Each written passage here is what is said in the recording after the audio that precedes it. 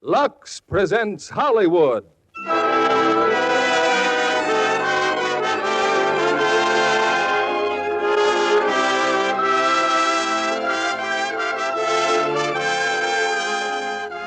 The Lux Radio Theatre brings you Bette Davis and Gregory Peck in Now Voyager. Ladies and gentlemen, your producer, Mr. William Keeley.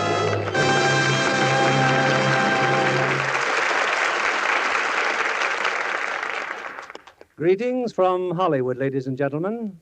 The title of tonight's play comes from two lines by Walt Whitman, suggesting that to find life's riches, one must often have the courage to search far afield. To little Bette Davis, when I first knew her in New York, Hollywood must have seemed a distant and unlikely destination. But Bette had spunk as well as talent. She came, she saw, she conquered. And in Warner Brothers' great dramatic hit, Now Voyager, she conquered not only Hollywood, but the hearts of all America. Bette appears tonight in her original screen role as the woman who sacrifices everything for love. And co-starred with her is another favorite of ours, and yours, Gregory Peck, whose early reappearance was requested, I might say demanded, in so many welcome letters. Letters which have been so helpful in our selection of plays and casts. One letter from our audience tells us a story that I'd like to pass along to you. It's from Mrs. Edith Park of San Antonio, who says, I am 68 years old today, and 54 years ago I started crocheting an Afghan. I worked on it off and on and finally finished it, and it was in constant use for years. When it finally stretched out of shape, I couldn't bear to destroy it. So I unraveled the yarn, wound it on skeins, and washed it in Lux Flakes. It came out soft and beautiful, so nice you'd almost think I bought it today. I'm so delighted, I wanted to let everybody know about it. Thanks so much for Lux Flakes. Thanks so much to you, Mrs. Park. And may I offer our belated but happiest birthday wishes. The lights of our theater are dimmed, and here's the first act of Now Voyager, starring Bette Davis as Charlotte Vale and Gregory Peck as Jerry Durrance, with Joseph Kearns as Dr. Jaquith and Janet Scott as Mrs. Vale.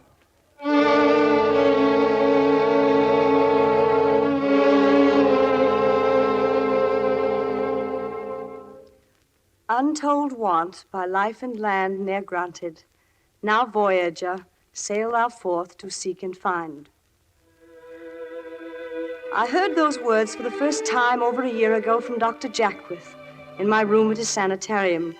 I knew what he meant. I had been there 3 months, and now I was ready to leave. I seemed to be well again, but how could he be sure? How could I be sure? I wonder what Dr. Jaquith thought of me the day Lisa, my sister, brought him to our house. I remember the way he stood in the drawing room, smiling at me so gently. I, in my low-heeled shoes and my glasses, fat and dull and sullen, not trusting myself to speak, and my mother. It was not Mother's idea to bring Dr. Jaquith to see me. Mother believed only in strength, never in weakness. What was it she said that day? Oh, yes. She said, I'm ashamed of you, Charlotte. I'm ashamed of you, Charlotte. It was Lisa's suggestion to bring Dr. Jaquith here, not mine.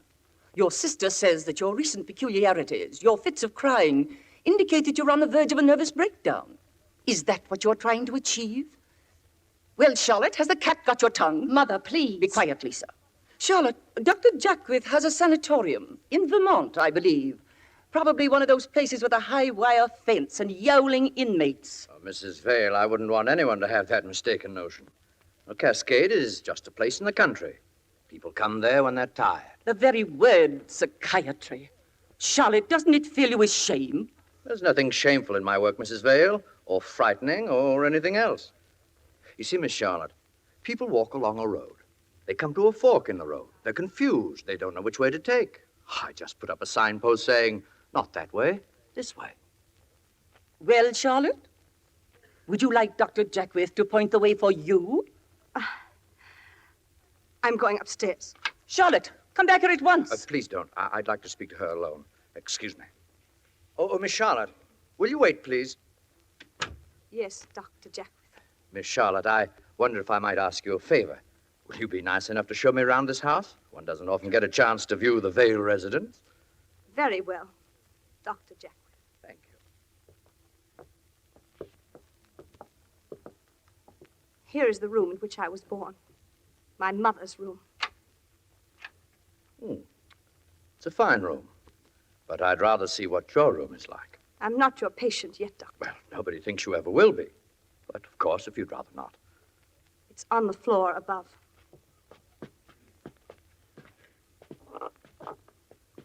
When I was 17, I stayed out once until after midnight. That creaky step hasn't been fixed since.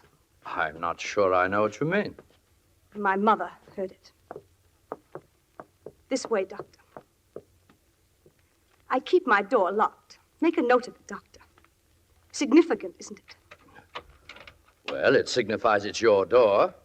I've never heard it said that a woman's home is not her castle.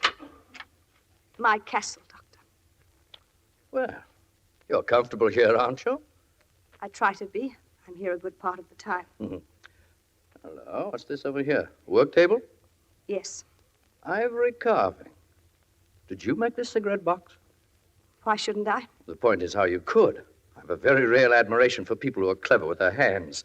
I was always very clumsy with my own. I would say that you're one of the least clumsy persons I've ever known. Oh, you wouldn't happen to have a cigarette hidden away someplace, would you? Do you think I hide cigarettes in my room? Oh, no. I meant... Where do I hide them, Doctor? On the shelves behind the books? Cigarettes and medicated sherry and novels my mother would never allow me to read? Oh, please, it was only the box that reminded me. Oh, how very perceiving you are. How very right you are. You see, I was about to hide this album. You really should look at it, though. It wouldn't do for you to come all the way up here and miss your amusement. Look at it, Doctor. The intimate journal of Miss Charlotte Vale, spinster. Oh, dear. Won't anything convince you that I don't wish to pry? Oh, but you must pry. I insist that you do. Here's the record of my last trip abroad with my mother. You wouldn't have known me then. I was 20 then, and I was in love. Oh, Miss Vale. Oh, don't be embarrassed. I'm not. Here's his picture. I'd never met a man like Leslie before. I'd hardly ever met a man. Mother saw to that. Leslie loved me. He wanted to marry me. But he wasn't suitable, my mother said. What man is suitable, Doctor? She's never found one. What man would ever say to me, I want you? Look at me. I'm fat. My mother disapproves of the foul durals of diet. Look at my shoes. My mother approves of sensible shoes. Look at my glasses. You'll never get another pair of eyes, my mother says. Look at the books on my shelves. My mother approves of good, solid books. I am my mother's well-loved daughter. I am my mother's companion. I am my mother's servant. My mother says, my mother. Yeah. Now. Look up here. You'll never get another pair of eyes, as your mother says, if you spoil them with tears. Oh, Dr. Jaquith, when you were talking downstairs, when you talked about the fork in the road, there are other forks further along the road. So many. Yes. Put away your book and come downstairs. I'll go ahead. Well, Doctor, it's just as I said, isn't it? Just nonsense. Mrs. Vale. Charlotte's no more ill than a molting canary. Of course, she's my youngest, you know. The child of my age. My ugly duckling. I suppose it's true that all late children are mocked. Often such children are not wanted. That can mock them. Dr. Jaquith, are you telling I've me been that trying to tell you that your daughter is seriously ill, thanks to you. Thanks to me? If you had deliberately and maliciously planned to destroy your daughter's life, you couldn't have done it more completely. How? By having exercised a mother's rights. Oh, a mother's rights, twaddle. A child has rights. To discover her own mistakes, to make her own way, to grow and blossom in her own particular soil. Are you getting into botany, Doctor? Are we flowers? I'm trying to help your daughter. I suggest a few weeks at Cascade.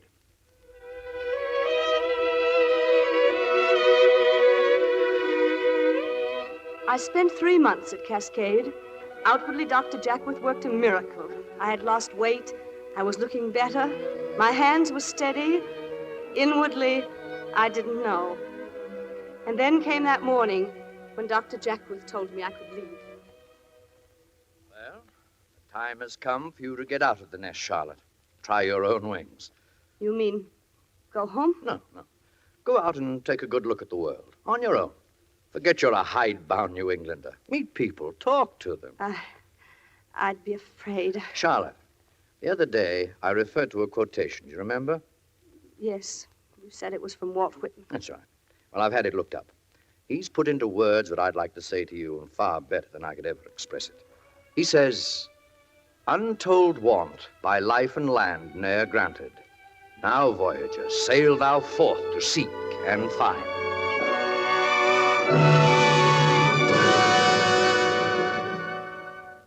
I sailed in 3 days, a pleasure cruise to South America. Lisa had secured space aboard ship because a girl she knew, Renee Beauchamp, decided suddenly to go to Arizona instead.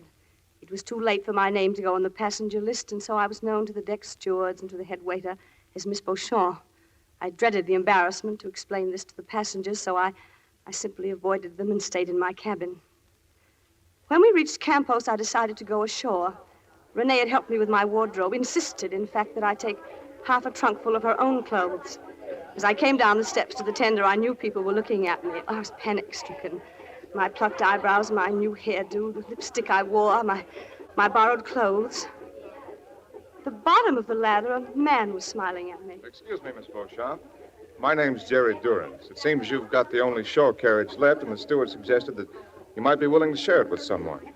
Well, really... I know it's an inconvenience. If it's too much, just say so.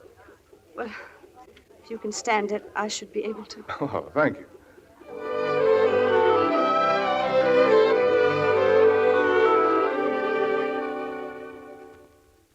I've enjoyed myself today. Have you? You know, Miss Beauchamp, haven't I read about you in the newspapers, the girl who jumps horses so well? Or is it tennis? You've never read about me in a newspaper. Oh, well, I'm sorry. I guess I'm mistaken. Nevertheless, you're quite different from what I expected. Please listen. Renee Beauchamp is in Arizona. I took her space at the last moment. I don't know why I'm telling you this, a stranger. No, you're the stranger. You know who I am. My name is Vale.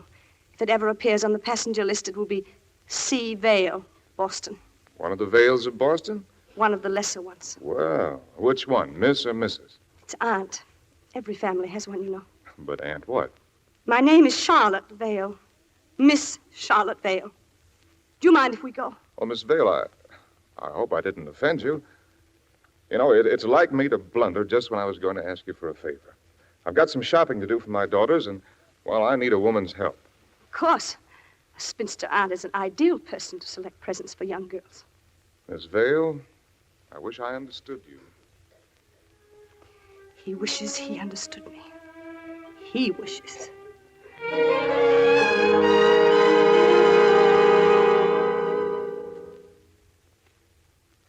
You know, I think we did very well. The jewelry's just right for Beatrice and the sweater for Tina. How old is Tina? Here, I've got a picture. This is my harem, all girls. Who is that knitting? Oh, that's Isabel, my wife. Picture isn't very good of her. She'd only looked up and smiled. And that's Beatrice next to her. Then that must be Tina sitting cross-legged on the grass. Yes. We hope she won't have to wear glasses all her life. Tina wouldn't smile for me either. She's convinced she's an ugly duckling. Does Tina know she wasn't wanted? Now, there's an odd remark. Oh, I'm sorry. I don't know why I made it. Well, I mean odd because it's so close to the truth. Even before she was born, her mother... Well, never mind that. Here's a slight offering for being my guide today. It's a mixture of several kinds of flowers. It's called Jolie Fleur. Oh, thank you very much. I'll put some on my handkerchief tonight. Will you? Good. Let's meet in the lounge for a cocktail before. All right. In my hand as I walked away was the bottle of perfume. My heart was beating wildly like a schoolgirl's. It was the first gift any man had ever given me.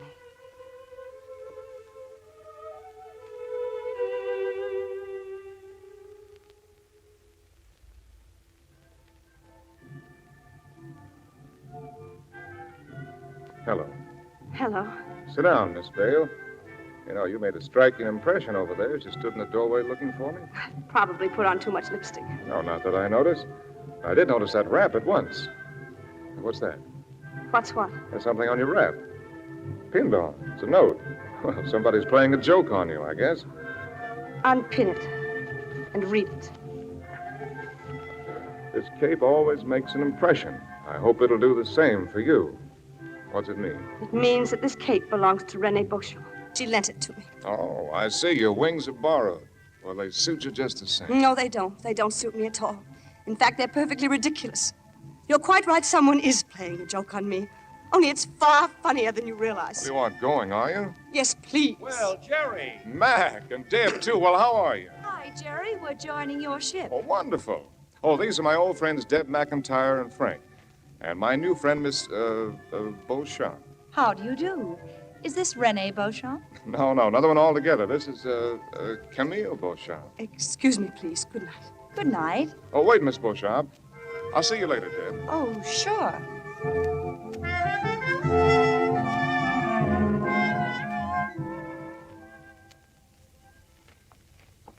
Wait a minute, please wait. Now, why did you run out on me? Did you have to introduce me like that? Well, it wasn't up to me to let the cat out of the bag. Did I do wrong? Why did you call me Camille? Well, the only French name I could think of besides Fifi. I suppose that's meant to be funny. My wife calls my lighter moments trying to be funny. I intended a compliment.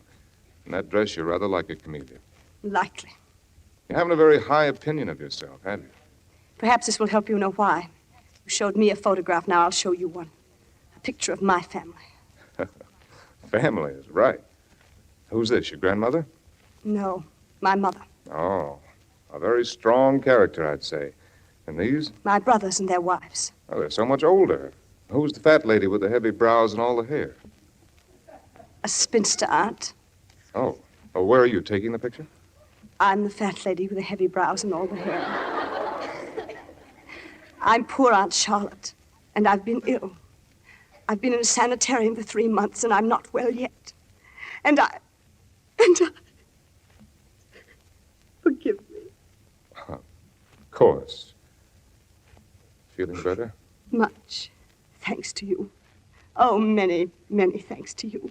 Thanks for what? Oh, for sharing my carriage today, and for walking my legs off sightseeing, and for helping me feel that there were a few moments when I almost felt alive. Thank you. Thank you, who? Thank you, Jerry. Good night. Good night, Camille. Sleep well.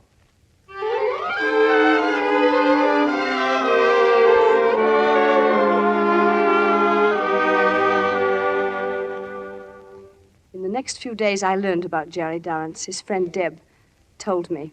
Deb talked a great deal. Charlotte, how much has Jerry told you about his life at home? Oh, that he was married. In fact, he showed me a snapshot of his family. He seemed very proud of them. He would. He's right out of the age of chivalry, that boy. If you mean thoughtful and considerate. Oh, dishwater. You don't know what I'm talking about. I'm afraid I don't. I'm talking about his home, his marriage. Honestly, when I see what a woman like Isabel can do to a man like Jerry, it makes me boil. He doesn't have to stand for it, does he? Oh, yes, he does. His kind always do. The weak have a great strength, you know, when they're clinging to something decent and fine. He's been cursed from the very first day he met Isabel by a ruling passion not to hurt her. She's not too well, you know. There must be something more. He married her. Yes, he married her. Isabel was a girl who believed that a kiss required a proposal. She's been draped around his neck ever since. Well, he struggled with his architecture till she made him give it up. He wasn't making enough money. The only thing he ever loved. Isabel kept reminding him that he was now a married man with responsibilities. When they had their first child, she considered herself a great martyr. And she's played the martyr ever since. That's her grasp on him. Her martyrdom, her jealousy, and when they fail, her weak heart. She can't have reason to be jealous. Oh, if you mean, does Jerry have flings with other women? No. She's jealous mostly of Tina, the child she never wanted. And yet, if you could hear her sanctimonious maternal tone when she lets it leak out what a self-sacrificing mother she's been. No, Jerry doesn't know. Or if he knows, he refuses to understand and do something about it. He only insists on enduring.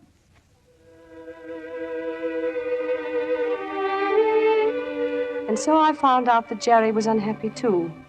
Then one evening in Rio, our car broke down on the mountainside. We talked all night, Jerry and I. Toward dawn, I lay down beside the fire he had built. And when he thought I was sleeping, he leaned over quietly and kissed my cheek. My boat sailed without me. The next night, back at the hotel, we stood on the balcony looking over the harbor. You can rejoin your cruise in Buenos Aires. There's a plane going down first thing in the morning. Then there's another plane going down in 5 days. It'll get you there the same day as your ship. Oh, You know anybody in Buenos Aires? No, Oh, it seems a shame to rush down there to spend 5 days alone. but you'll be busy here. Oh, my business can wait. And we did start off for a tour. We started off for somewhere. If I promise to sit at a different table in the dining room and say, "Good morning, Miss Vale. I hope you slept well," so people will hear me and never guess that I'm head over heels in love with you. Will you stay? Now, don't say no, Camille. Say, "I'll see." I'll see.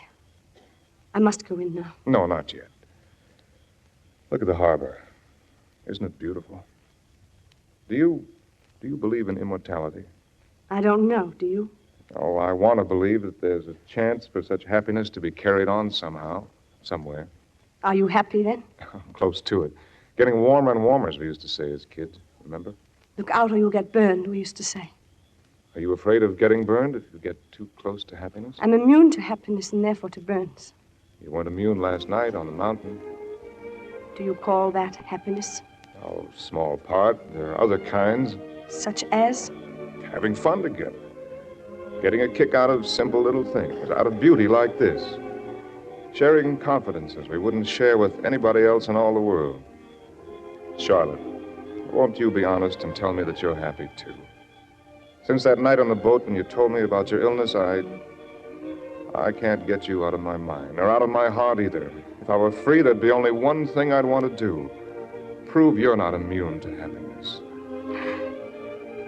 Oh, darling, you're crying. Oh, I'm such a fool. Such an old fool. These are only tears of gratitude. An old maid's gratitude. Oh, don't talk like that. You see, no one ever called me darling before.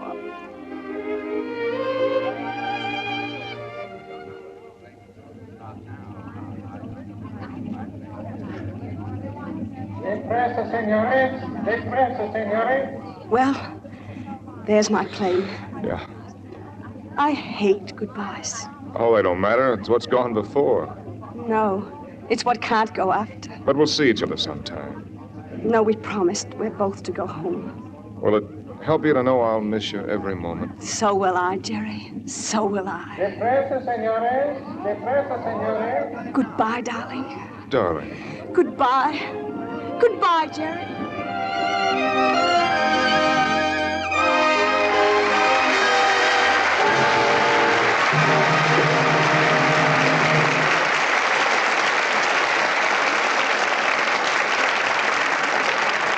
Our stars, Bette Davis and Gregory Peck, will return in Act Two of Now Voyager in a moment. Psychologists say that they can tell a great deal about what we've been doing by the way we associate words. For instance, if I say three, what other word do you think of, Libby? Three? Why, Three Strangers. How did you arrive at that? Well, I've just seen a preview of Warner Brothers' new picture by that name. It's a real thriller. I can still feel the chills going down my spine. Suppose I said three again. Oh, since we've been talking about the picture, I think of 2 times 3, which is 6. What has 6 to do with Three Strangers? 6 is the number of glamorous outfits Geraldine Fitzgerald wears in the picture. I counted them. Milo Anderson designed a blue negligee for her that's really the ultimate in luxury. And if I still persist in saying 3? Well, since we've been talking about a negligee, I'd recall that pretty underthings stay lovely 3 times as long when they're given gentle Lux care. Yes, there are 3 things to watch out for: strong soap, hot water, and rough handling. Washing tests prove that these things make colors look faded and drab much too soon. All sorts of misfortunes can follow if slips and nighties get harsh wash day treatment. Of course, not as harrowing as the things Peter Lorre and Sidney Greenstreet experience in the picture. But frayed straps and burst-out seams can be a personal tragedy if it's a favorite slip.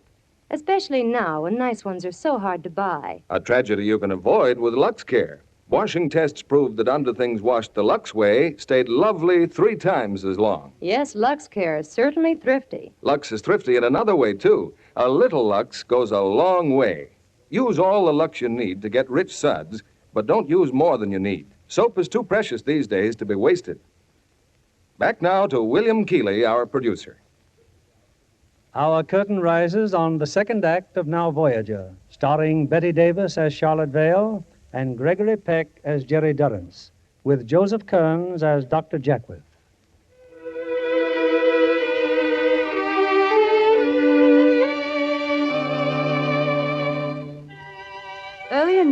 returned to New York and went at once to see Dr. Jaquith.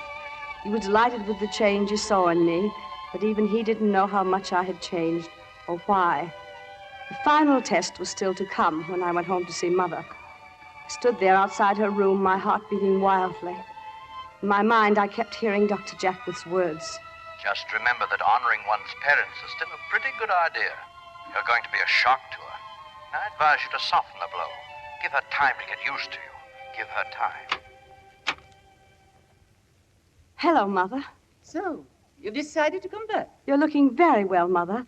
Lisa told me you'd been ill. Lisa knows nothing about me. Step over there where I can see you. Now turn around. It's worse than Lisa led me to suppose. Much worse. I shall be wearing my white lace gown tonight. I'd like you to wear your black and white foulard. But, Mother, I've lost over 25 pounds. It won't fit. There's something else I want to say to you. Now that you have come home to take up your duties as a daughter again, I'm dismissing the last nurse. I'm to having a room occupied on the same floor with me. And in view of my heart, I agree it's a wise precaution. You will occupy your father's room from now on. I had William move down all your things yesterday. Mother, you had no right to move my things. No right in my own house to move what I see fit? Mother. I think if you wear your glasses tonight, you'll be less of a shock to the others. And take off whatever you've got on your face. As to your hair and eyebrows, you can say that often after a severe illness one loses one's hair, but you're letting yours grow as quickly as possible. Mother, if you'll excuse me, I'll go to my room.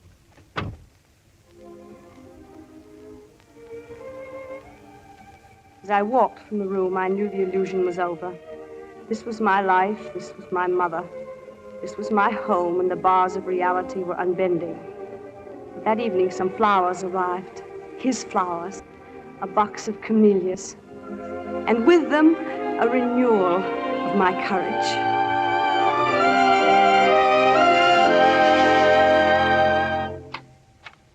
Charlotte? Yes, Mother. What are you doing in your old room? I had my things moved back. I'm going to sleep here. Didn't you understand I wished someone to sleep in the room next to mine? We can get one of the maids, Mother, perhaps Hilda. As long as I pay the bills, I'm running this house. Please remember you're a guest, Charlotte. Well, if I am one, then please treat me like one, Mother. Your guest prefers to sleep in this room, if you don't mind. This is no time for humor. Where did those flowers come from? From New York. Who sent them? I've forgotten the name of the florist. In other words, you don't intend to tell me. Mother, I don't want to be disagreeable or unkind. I've come home to live with you again here in the same house, but it can't be in the same way.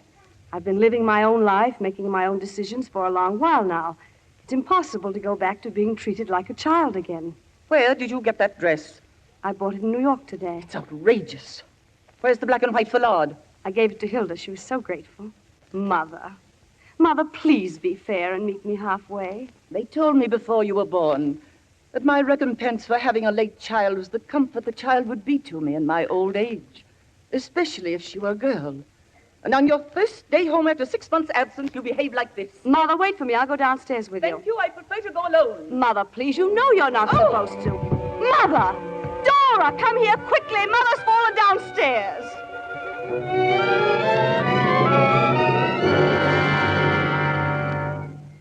She was not badly hurt, a torn ligament in her ankle, but it was enough to keep her in her bed during the party. I was a great surprise to the family that night, and as they left, one of the guests stayed on to speak to me at the door, Elliot Livingston. Well, Miss Vale? Well, Mr. Livingston? You know, I still can't get over our not having met. Well, as a matter of fact, we have.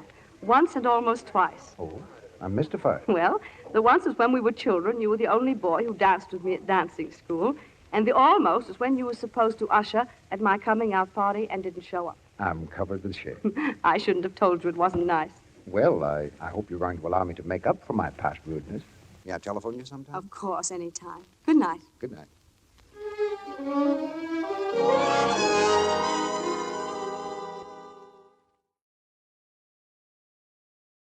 How's your ankle, Mother? Extremely painful. I'm so sorry. I've been doing some thinking as I've been lying here in pain, listening to you all having a good time downstairs. How much did that dress cost? It was frightfully expensive. Go to sleep now, Mother. I'll tell you about it in the morning. To whom did you charge it? To whom I've always charged my clothes, Mother. And you expect me to pay for articles charged to me of which I do not approve? Well, I could pay for it myself. I've saved quite a little money. I have about $5,000. $5,000 won't last very long. especially if your monthly allowance were to be discontinued. Oh, I see. Charlotte, I'm willing you should occupy your old room until I dismiss the nurse. That will give you a chance to think over what I've said. I'm very glad to give a devoted daughter a home under my roof and pay all her expenses, but not if she scorns my authority. Well, I could earn my own living, Mother. As a matter of fact, I've often thought about it. I'd make a very good head waitress in a restaurant, or I could... You may think that very funny, but I guess you'd be laughing out of the other side of your face if I did carry out your suggestion. I don't think I would. You see, Mother, I'm not afraid. I'm not afraid.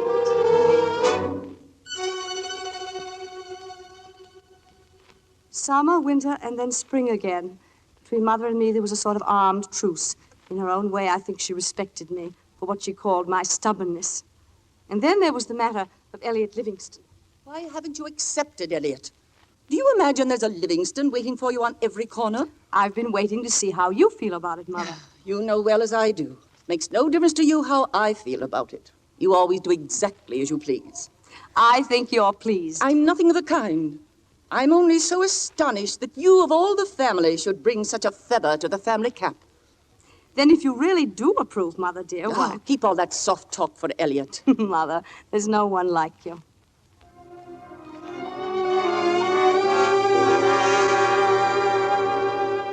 That night I told Elliot I would marry him. Our wedding was set for June. Mother was pleased and I was too. Then 3 weeks before the wedding, I saw Jerry again. There was a party at George Weston's house. In a room full of people, I saw him, and it was just as if we'd never been apart. George noticed immediately. Why, what's the matter, Charlotte? George, I think I know that man over there. Oh, Jerry Durrance. He's been doing a job for me since March. Architect for the medical center. Shall I tell him your name or let him guess? Oh, let him guess. Right. Come along. Oh, Jerry, here's someone who thinks she's met you before. Why, yes, of course. You do look familiar. Now, don't tell me your name. I've got it. Beauchamp, isn't it? Camille Beauchamp? I'm sorry, Jerry, but you're wrong. My name is Vale. I met you on a pleasure cruise once. Oh, yes, Miss Vale. I hope you'll forgive me. I'll leave you two alone to make your own peace. George tells me you've been in Boston quite often, Mr. Durrance. And I didn't know. Oh, yes, several times. You look simply glorious. An architect. Oh, Jerry, I could cry with pride. I wanted horribly to call you up. I've walked by your house on Marlborough Street. Once I almost rang the bell. Oh, why didn't you? Tell me about Deb and Mac. You introduced me to them on the pleasure cruise, remember? Oh, they're all fine. And how is Tina? Well, Tina, we're having quite a bad time with Tina. Tell me about it. I'm afraid we've got to send her away somewhere. Doctor thinks she shouldn't be with her mother. I took her to see Dr. Jaquith. He was highly recommended to me by this Camille Beauchamp I mistook for you. Charlotte, I've got to see you. May I come to your house tonight? I won't stay but 10 minutes. I must talk to you. Yes, I'll be waiting.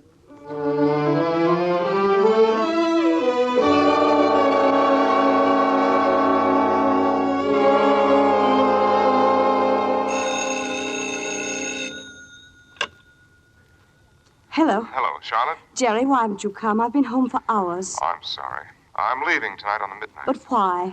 Well, I've got to get back on business. I heard the news. You're going to marry Elliot Livingston. Oh, I wanted to tell you. I just wanted to say I think he's a fine person and... Jerry, where are you now? I've got to see you. Charlotte, I think it's best that we don't. Are you at the station? Goodbye. Jerry.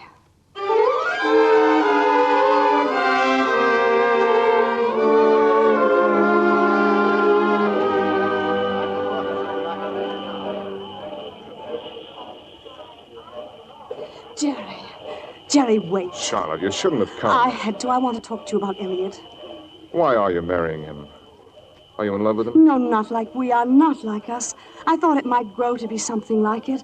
I thought I was getting over you, Jerry. I didn't think I'd ever see you again. You're not angry with me. Oh, no, only with myself. It was rotten of me to make you care, and then because of some noble sense of duty to leave you to get over it the best way you could. And there isn't a thing in the world I can do about it. Isabel depends on me more and more. She's ill and getting worse. Then there's Tina. Even if I could chuck everything, I wouldn't Charlotte... let you, Jerry. I knew you were married, and I walked right in with my eyes wide open. But you said it would make you happy. It has. I've got back my work, and that's due to you. Oh, I'd been hoping you'd say that. I'm more understanding for Tina. I'm kinder to Isabel, so don't blame yourself. Well, then don't you. That's different. It's not. Shall I tell you what you did for me? You made me feel important. You were my first friend. And then when you fell in love with me, I was so proud.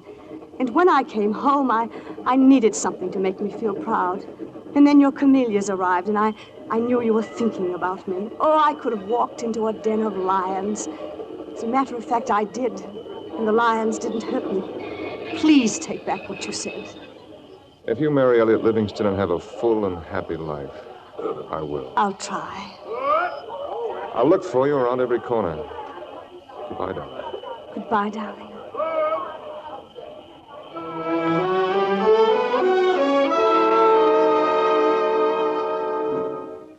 I did try. I wanted to marry Elliot, but it was of no use. We broke it off by mutual consent. And I knew then I would never have a home of my own, or a man of my own, or a child of my own.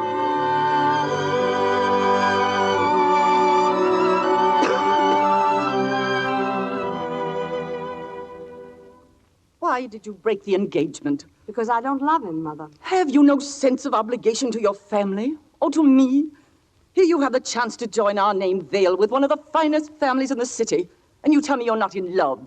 You're behaving like a romantic girl of 18. I don't doubt it. And what do you intend to do with your life? Oh, get a cat and a parrot and live alone in single blessedness. You've never done anything to make your mother proud. Nor to make yourself proud, either. Why, I should think you'd be ashamed to be born and live all your life as Charlotte Vale. Miss Charlotte Vale. Dr. Jaquith says that tyranny is sometimes an expression of the maternal instinct. If that's a mother's love, I don't want any part of it. I didn't want to be born. You didn't want me either. It's been a calamity on both sides. Oh, Mother, let's not quarrel. We've been getting along together so well lately. It was a horrid thing to say. Forgive me. Mother. Mother! What's the matter? Dora, she was sitting there and we quarreled. We quarreled. I did it. I did it.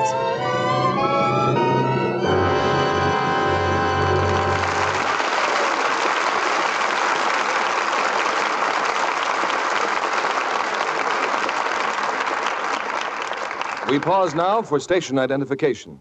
This is CBS, the Columbia Broadcasting System.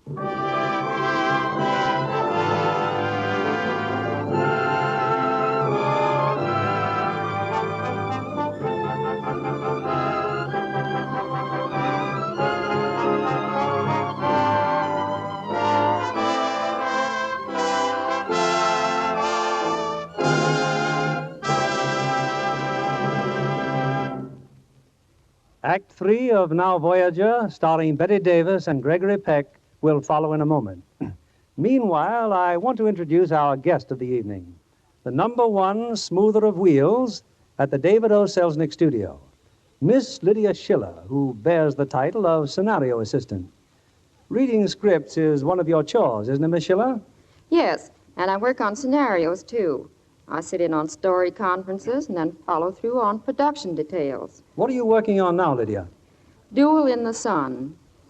It has over 1,000 people in the cast. And stars, I understand, Jennifer Jones, Joseph Cotton, Gregory Peck, and a host of others. That's right, Mr. Keeley. It was 2 years in preparation, 1 year shooting, and cost over $5 million. With a Technicolor picture of that scope, you must have had many problems. We certainly did, Mr. Keeley. Now take the costumes, for example.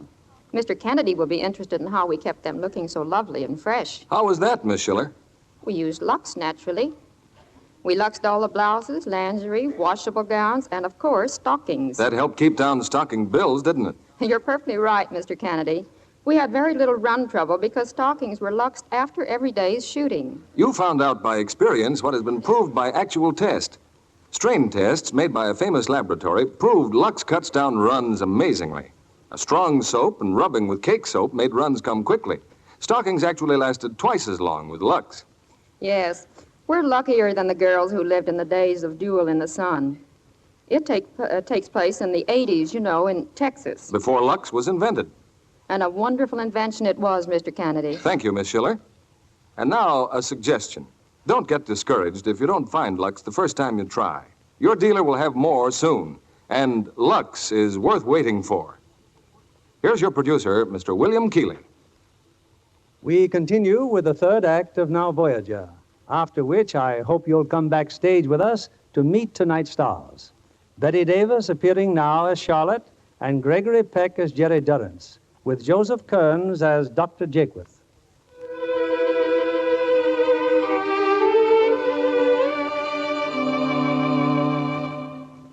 My mother was dead. I had quarreled with her, and I couldn't shake off the feeling of guilt. It grew worse and worse until at last I had to get away. I went back to the only refuge I had ever known, back to Cascade. How are you, Miss Vale? Dr. Jaquith wired you were coming. Hello, Trask. Well, for goodness sake, I hardly know you. Oh, of course. I expected you hours ago. It's been a long drive. I'm tired. You suppose I could go to my room right away? Certainly. I put you in 18. Your old room, remember? I thought it would make you feel more at home. Oh, thank you. How was Dr. Jaquith? Same as ever, handing out common sense instead of sympathy. Trask, that child over there at the table, who's she? A problem if I ever saw one. Her name is Christine Durrance. Oh, excuse me a second. I'd better see about your bags. Tina Durrance, Jerry's child. She sat alone over a picture puzzle, her eyes dull and staring behind her glasses, her plain little face tightened into an expressionless mask. I went and stood beside her chair. She turned away from me. Hello. What's the picture supposed to be? I don't know. Do you mind if I join you? I'll collect all of the pink pieces. I know who you are. You do? You're my new nurse. No, I'm not. Oh, you can't fool me. And I know why you've come here. To make sure I don't run away from this place again. Oh, did you run away from here once? I didn't know. What's your name? You know my name. That's why you stood there and stared at me. Oh, that was very rude of me. But you see, you reminded me of somebody. Who? Well, if you must know, myself. Of course, at your age. Oh, Christine, your schedule calls for you to spend the evening with the young people next door. They don't want me. Oh, nonsense. Of course they want you. I've got a fine ping-pong game all fixed up for you. Barbara and Betty against you and Bob. But he's the best player here. And I'll be the worst one. I'll die. I'll just die. Now you'll do nothing of the sort. Please, please, please, don't make me. Don't make me. Oh, don't make me. Now, don't make her trust. But the doctor wants Christine to have exercise in the evening. I'll see that she has some exercise. I have to take my car down to the town and leave it at the garage to be washed. Christine could go with me. Oh, yes. I'm sorry, Christine, but please let me go with this lady. I'll drink all my cocoa tonight if you will. For goodness sake, Christine, don't carry on. Go get your coat. Thank you, thank you. I'm sorry, Trask. I couldn't help it.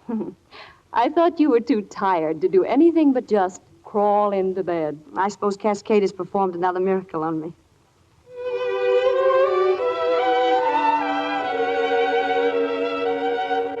Tina's room was next to mine. Late that night, I heard her. She was crying. Tina, what's the matter? Don't be afraid. What is it, Tina?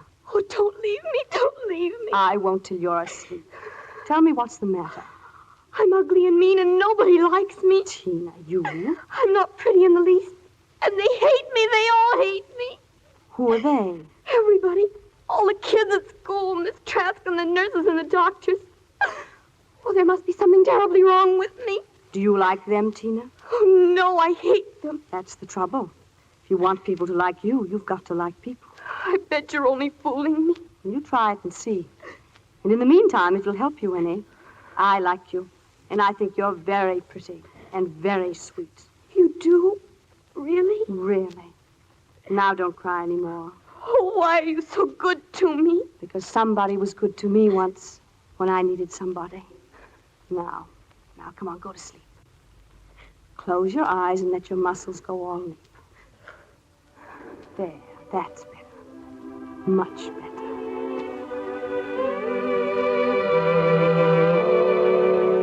Jerry's child was in my arms. Jerry's child was clinging to me. Jerry's child.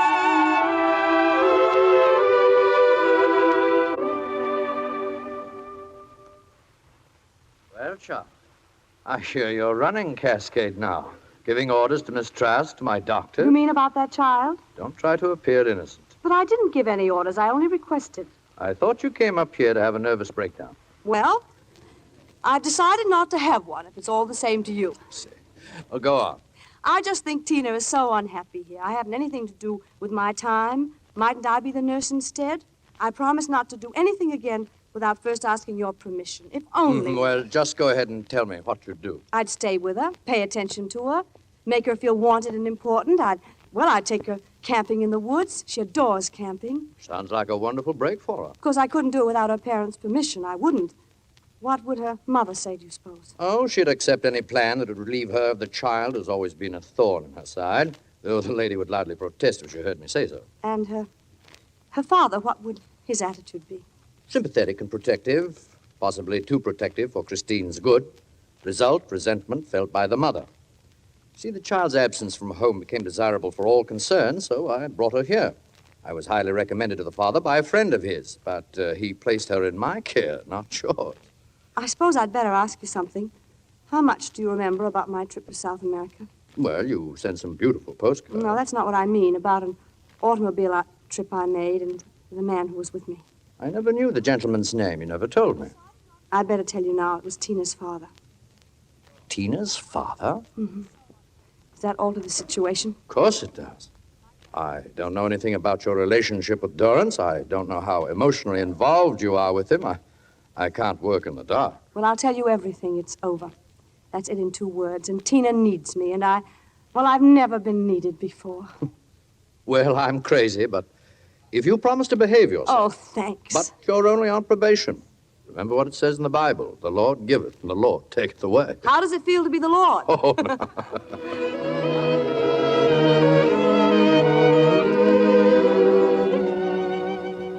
Jerry had to be told, of course, and though we never saw him, he sent a message through Tina.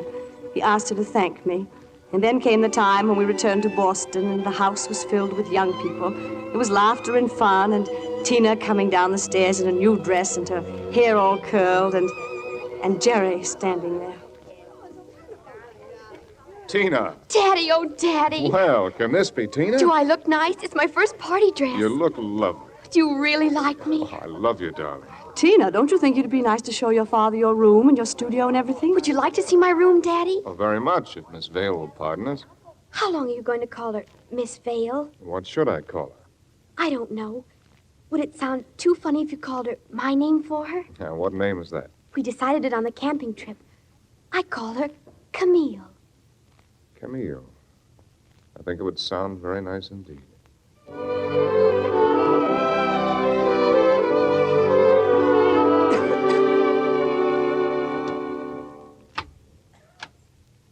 Jerry, what are you doing here all alone? Come and join the party. I want to speak to you, Charlotte. What about? To take Tina home. Take her home? But you can't. Dr. Jaquith says it'll be the worst possible thing. I don't care what he says. Charlotte, I've accomplished very little with my life, but oddly enough, I've always managed to keep my self-respect. How am I to interpret that? By recognizing the sacrifice you're making and admitting it. I can't let you do it, Charlotte. I can't go on forever taking from you and giving nothing. Jerry, that's the most conventional, pious speech I've ever heard. Oh, forgive me. I know it's your pride, isn't it? Let me explain. You will be giving. Don't you know that to take is sometimes a way to give? The most beautiful way in the world if 2 people love each other. You'll be giving me Tina. Every single day I'll be taking and you'll be giving. That's very kind of you to put it that way. Then is it something that Tina has said? Don't you think she's happy here? Happy? She told me upstairs she loved you almost as much as she loves me. Well, what is the reason? Is it something about us? Well, of course it's about us. Why didn't you marry Livingston? I'll tell you why. Because I came along and ruined him for you. And now my child comes along and claims all your attention and takes your whole life when you should be trying to find some man who'll make you happy. Some man who will make me happy. Oh, so that's it. Here I've been laboring under the illusion that you and I were so in sympathy, so one, that you'd know without being asked what would make me happy.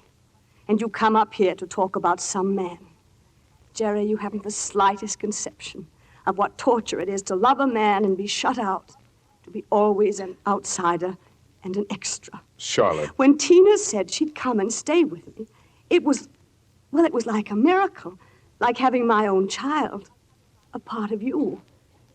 I thought you'd understand, but evidently you don't. Again, I've been just a sentimental fool. It's a tendency I have. Oh, wait a minute. I was afraid you were keeping Tina out of pity. Pity? But there wasn't any pity in your voice just now. I feel very small, Charlotte, and very much ashamed. I'll never doubt you again. Thank you. Come here. Come here, Charlotte. No, Jerry, please. Let me go. Listen, darling, Dr. Jaquith knows about us. When he said I could take Tina, he said, you're on probation. Do you know what that means? He allowed you to come here as a test. And if I can't stand the test, I'll lose Tina, and we'll lose each other. Jerry, please help me. Shall we have a cigarette on? Yes, please. May I sometimes come here? Oh, whenever you like. There are people here who love you.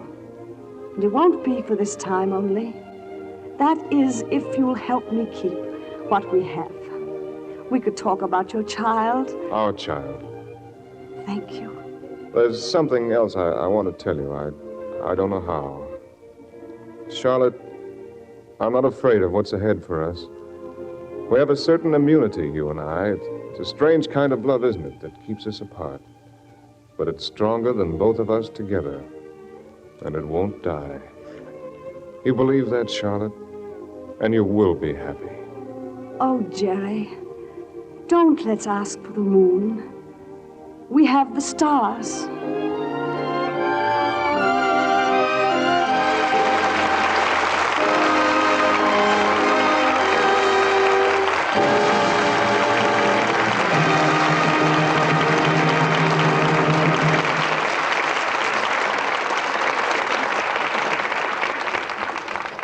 Bette Davis and Gregory Peck will return for a curtain call in just a moment. I read the other day that a neighbor of ours was getting married. So when I met her younger sister, I asked about Mary. Susie gave me a withering look. She gives me a pain. What now? Well, the airs Mary puts on. She came into the kitchen last night while Mom and I were doing the dishes. And, of course, she hasn't touched a dishcloth since she's been dating Fred. Here was Mom, up to her elbows in suds. What do you suppose Mary said? From your look, it wasn't good. The nerve of her. She said she couldn't possibly wash dishes when she got married because Fred's always raving about her soft white hands, and she doesn't want to spoil them. And what did your mother say? Well, I spoke up before Mom had a chance. I said if her eyes weren't on Fred so much, she'd see that box of Lux right on the kitchen sink, and she'd have taken a look at her own mother's hands. Why, since Mom changed to Lux, her hands look divine. So then what? So Mary did take a look at Mom's hands and kissed her and said whoopee. And off she went. To buy a box of Lux Flakes? No, of course not. She had a date with Fred. But I could see she was impressed. Well, it is impressive, Susie.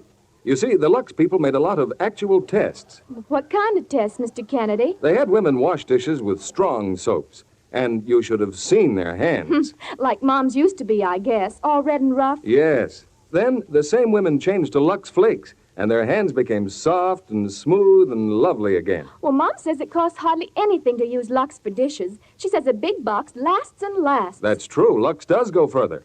Lux does up to twice as many dishes, ounce for ounce, as other leading soaps tested. Your mother's a smart woman, Susie, and I'll bet your sister Mary will take after her. Here's Mr. Keeley with our stars. It gives me great pleasure to bring back to the footlights for their curtain call Bette Davis and Gregory Peck, who appear together for the first time on any stage. It seems natural to be on a stage with you again, Bill. And it's been a real privilege for me to play opposite Bette.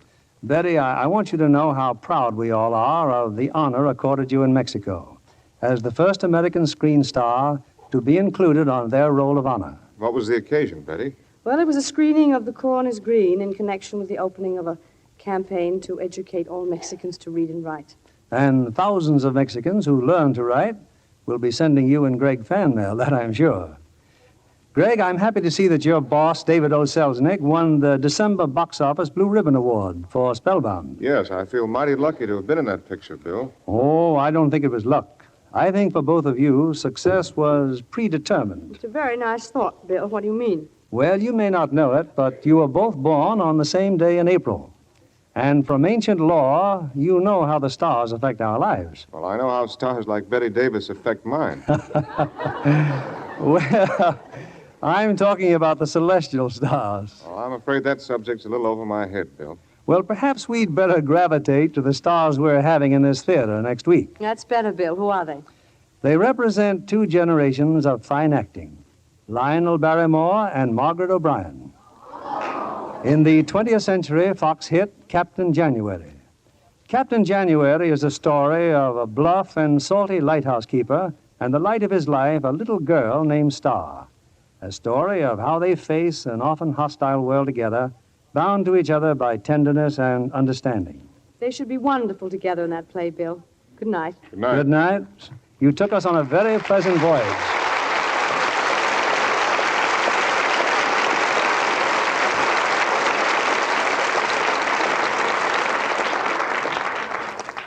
Before we part, may I leave with you a grave and vitally important message. In the recent war, we learned what loss of life and limb can mean in terms of human anguish. And yet in America today, there is a shocking toll of lives and human injuries through carelessness. Carelessness that since Pearl Harbor has killed more Americans at home than lost their lives in battle. Yes, it doesn't seem possible, but it's true. Most accidents are preventable if each of us will assume responsibility. Especially on public highways, drive with care. Observe all speed and traffic regulations. Be ready for unforeseen emergencies. Help stop the growing scourge of accidents throughout America.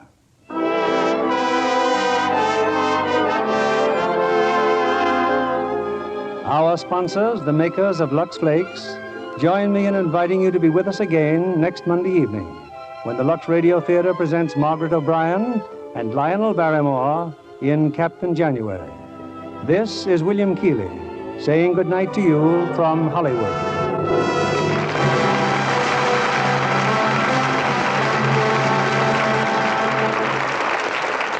In reviewing the wartime record of the motion picture studios, their stars, executives, and personnel, America can be proud that its great entertainment industry, mobilized for victory, received the commendations of 2 presidents of the United States.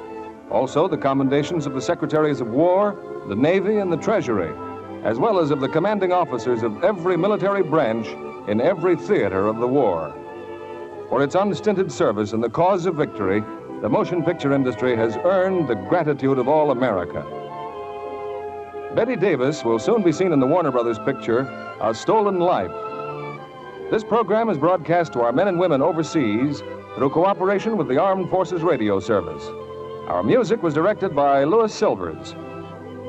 Our Lux Radio Theatre production of Now Voyager, starring Bette Davis and Gregory Peck, has come to you with the good wishes of the makers of Lux Flakes, the safe, gentle flakes smart women everywhere use for all nice washables.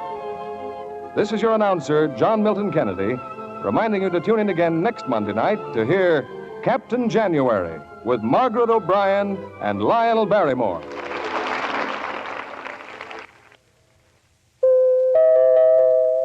The Spry Treat of the Week. Tender golden Spry pancakes to put you in high on brisk winter mornings. Taste the delicate flavor difference in pancakes made with Spry, the pure all-vegetable shortening that gives all your cooking a boost for the better. Rely on Spry. Next week's Lux Radio Theatre presentation, Captain January, is based on a novel by Laura E. Richards, published and copyrighted by L.C. Page & Company. Be sure to listen. And why not tune in a half hour early to hear Joan Davis over most of these stations? This is CBS, the Columbia Broadcasting System.